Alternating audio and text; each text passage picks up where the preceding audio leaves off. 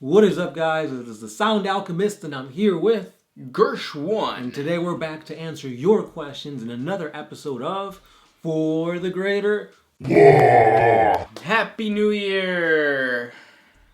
This was the first For the Greater WAAAGH of the New Year, and I got the intro right. Yeah! Whoop whoop. This is a video series where we answer the questions left by you, the viewer. If you have a question for us, comment down below. Put a question in front of your question because we get to those questions first. And that is what All Might did. He is bringing in the new year with a really good question. What character should come back from the dead? And which one should stay dead forever? So, who do you think should come back from the dead? As much as I hate to say it, Horus. Right, because his soul was obliterated, disintegrated. But I think having Horus come back in some shape or form, maybe not as like a huge threat physically. Maybe he could come back as like sentience, and he's like whispering thoughts into Abaddon's ear as to how to defeat the Space Marines, what to do to basically make the Emperor's life, or whatever it is that he's in, half dead life, a living hell, even more so. Or maybe he could make he could whisper into Abaddon's thoughts a way to kind of use the black blade that Horus was using back into the demon, because in its demon form Horus couldn't kill it. So maybe he can use that as a way to empower Abaddon to become an unkillable super being. Something like that. That actually sounds badass. I would want Ferrus Manus to come back. I love the Iron Hands. I love their lore, and I love the fact that like he's just a badass Primarch. He carries around a giant Warhammer, which is what the game is called. Yeah. And then who would you want to stay dead forever? Horus. Yeah. Probably. I don't want to say this either, but Sanguinius. Because his death was so instrumental in the death of Horus, which I'm arguing to come back. But no, like, his death meant so much to the Imperium as a whole. His sacrifice, fighting his best friend, falling at his hands, but giving the Emperor that golden opportunity to strike him dead with that chink in his armor. So because of this, his death needs to be honored, and that's why we have Sanguinala, if I'm correct. Is that why? I believe so. Something like that. However, it'd be cool to have him back because we get a sculpt. We get a model. But there's a 30K model coming out for Sanguinius pretty soon, so I'm pumped for that.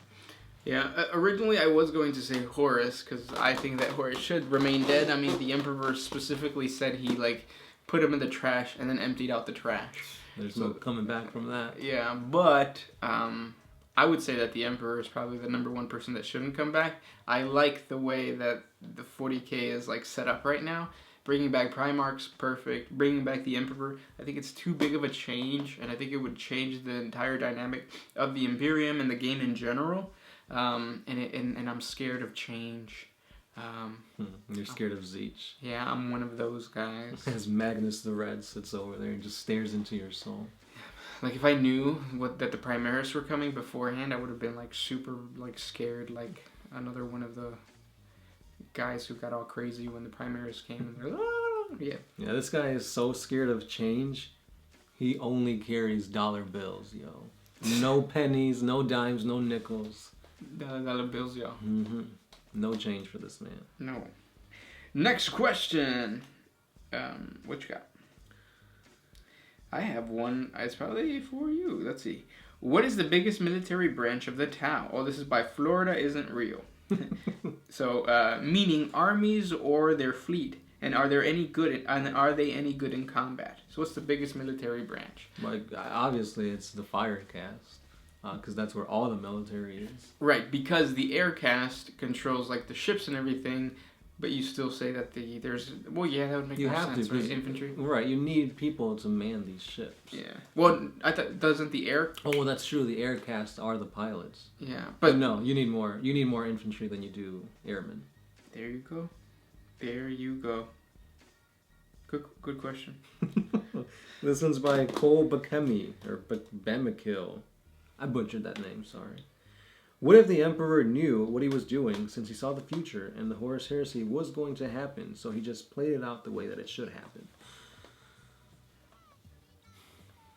I mean, it could, because that's kind of like what Avengers was doing. Like, Doctor Strange knew that this is the only way, but it just seemed really shitty because, like, half the Avengers are dead, half of all life is dead. Maybe that's kind of what we're going through here. Like, maybe Horus had to die, but his death meant that, like, chaos would rise, and I don't know. Maybe. It would go against what the Covenant was saying, though. Unless... Because, like, the whole story with the Covenant is that they wanted Horus to win so that they can destroy chaos.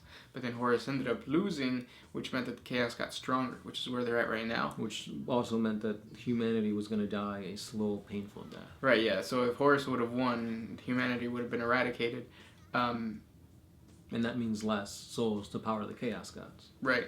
And then, but then there was it was Alfarius and Omegon who actually worked with the Covenant to... The Cabal. The Cabal, there you go. To ensure that Horus would win. And of course they betrayed the Cabal and they betrayed the Emperor. But maybe it's actually them who will see it through to the end because they saw something else. So either the Emperor or Alfarius / Omegon / whoever's around.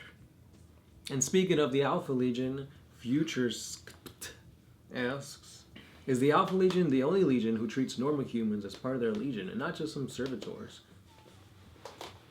Yeah. Well, yes, but the Salamanders are a close second. They're kind to servitors? Well, like, they're kind to humans. Oh, like they're serfs. Yeah. Yeah, I get you. Harold Mercado, he asks, are there any records of Astartes taking a wife, or even showing any kind of romantic affection? Yes. Fan fictions. Well, that, and then there is a chapter within, like, they're a successor chapter to the Ultramarines, and they live in the Ultima Segmentum. The kids get, or not the, well, I mean, I guess they're kids, right? The teenagers get married at a young age, so they take a wife, and then they become Space Marines, and they can come back to their families. I forget what it's called. We did a 45X video on them, though. It was a long, long time ago. I believe they're white. Like their armor is white. Yang Tao. If the Emperor was going to kill all Primarchs after he was done with them, how is he going to kill Vulcan? Isn't he a perpetual? Yes. Yep. Vulcan is a perpetual, yeah. I think he was going to send him into the Eye of... I think he would send all Primarchs into the Eye. And they come out all demonically powered and like, you did this to us. He's just like, Vulcan! And then it goes back into the warp. Because if you know the demon's true name, you basically banish them or weaken them enough for them not to be a threat. Maybe. Because we had this conversation before. Yeah. Where it's like, because they're Primarchs, they're not really demons. They're like ascended to demonhood. Right. But it worked against Mortarion. Did it really? Yeah. So they just said his name and he went back? Well, like, because it was the Grey Knights who were fighting him, and they're like, oh, we know who you are, Mortarion, and he got weaker, and that's why Drago, I believe it was Drago, carved his name into his chest. Like, Mortarion, you're my bitch now, and like, basically gave him a tat. Where's that story? I'll see if I could find it again, but I think it's in the new codex. I'll check. That sounds like a really interesting story, and I want to read it. What were we talking about before this? Oh, what was he going to do with, or how was he planning on killing all the Primarchs? Yep, that was the Emperor's main goal. Oh yeah, sending him to the Eye, I think that was one option. Because that's kind of what he did with the Thunder Warriors. He threw them into... there was like a big historic battle. It was on a mountain, and he threw them knowing that it was a suicide mission. So I think he would have done the same. Execute Order 66. And then all the Imperial Guard would just like mow them down with their light lasers. Which is ironic because that's what ended up happening either way. Like the Primarchs all went into the war chasing Dark Eldar, chasing demons. Yeah, one way or another, they're all kind of like not present, except for Gilliman. Next question comes from Zachary Fraser Pierce. Do the Grey Knights partake in the Long Watch within the Death Watch? Do they really? No, I don't know.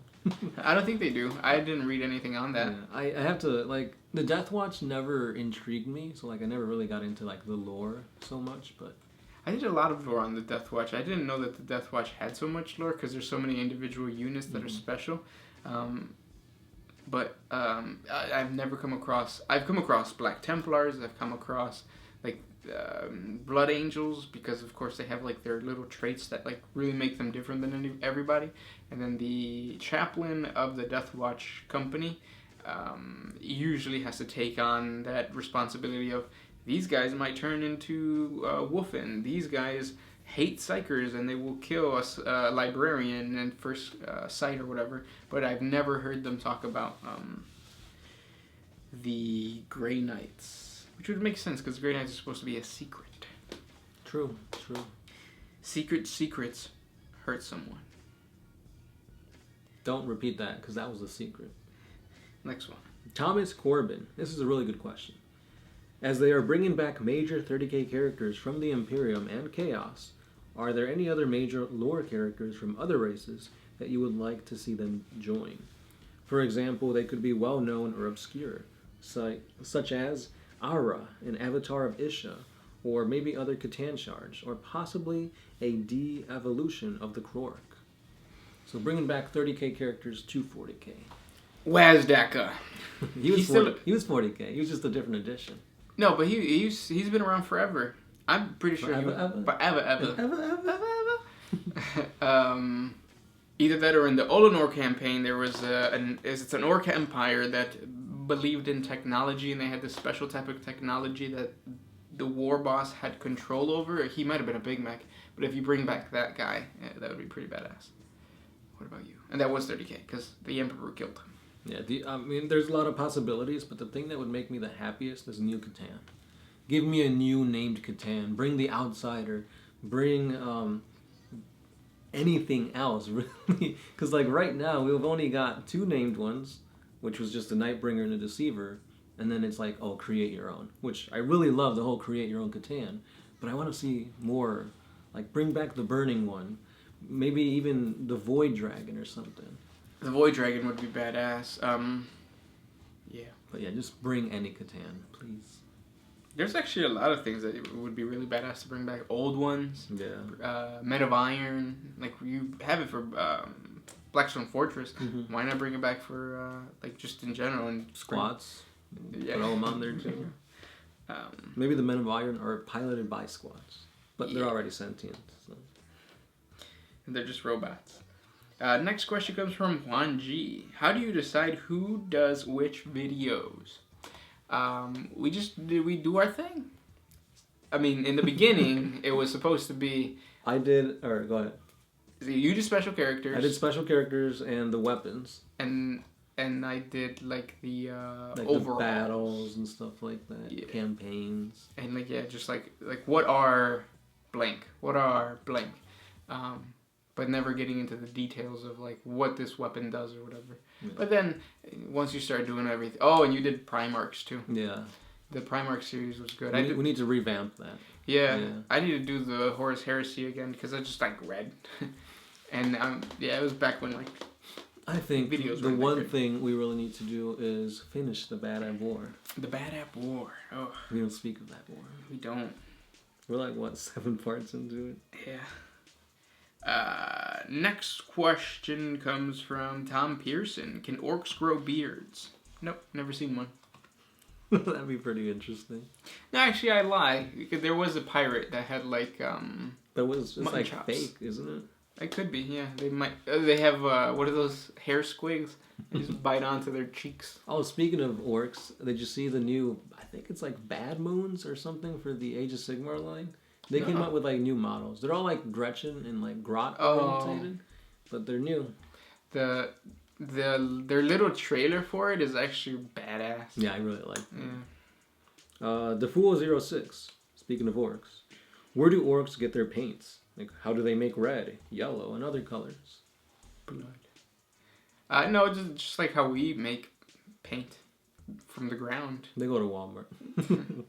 Yeah, they get, like, clay and grind up plants and stuff. Next question comes from Faking It66. Are the orcs susceptible to mind control or brainwashing since they aren't that smart? Or would they be too battle hungry to trick into being pawns? Too difficult to be tricked into being pawns, because at the end of the day they just want to bite you. Right, but at the end of the day you could use that to your advantage. Like be like, oh, there's a huge fight over there, and then they'll go over there and shoot them down. Think of an aggressive dog. Like if you have an aggressive dog that bites you when it's eating, it's not smart to have it around. Like it's just gonna bite your leg at some point. But then at the same time, it's a good watchdog. Just don't pet it. The Fool06, keeping the orkiness coming. Can savage orcs be domesticated or trained if captured very, very young? Or even cultivated from spores harvested from their dead bodies of other orcs? No. Orcs, their progression of like from being a little spore to being a full-grown orc is probably a couple days. They don't really, they don't have an adolescence where they like learn social cues or whatever. That's already built into their biology, which is why they're they're so good at battle and so good at survival, because the old ones put everything that a child would learn as it's growing up into their biology, so they don't have to have a childhood. You can't really train them that way. You can hire bad moons though. Or is it bad moons? Blood axes. You can hire blood axes. If they're part of a blood axe clan, they usually enjoy being regimented and all that kind of stuff. My theory is that they are the original Krork, or their subspecies was the original Krork. And you can manipulate them, but at the end of the day, again, they're like a wild dog. It's gonna bite you. True. In the ass. I'll be damned.